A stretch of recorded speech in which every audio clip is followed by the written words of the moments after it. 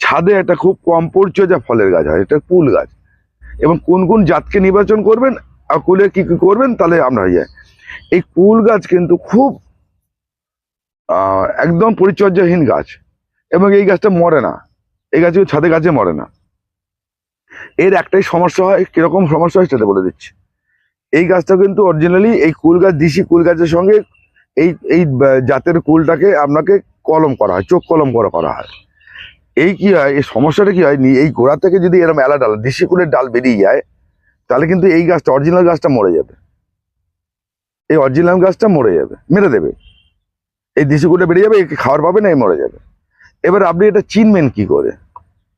একদম সহজ চেনার উপায়, দেখুন এই এই যে বিলিত মানে বাইরে যে কুল গাছের গায়ে কাঁটা নেই বললেই চলে, দেখুন এরকম কাঁটা নেই বললেই চলে, একদম সোজা করে দেখো ফুল এসে গেছে। এই গাছের ক্ষেত্রে কিন্তু কাঁটা, দেখুন ঘন ঘন কাঁটা।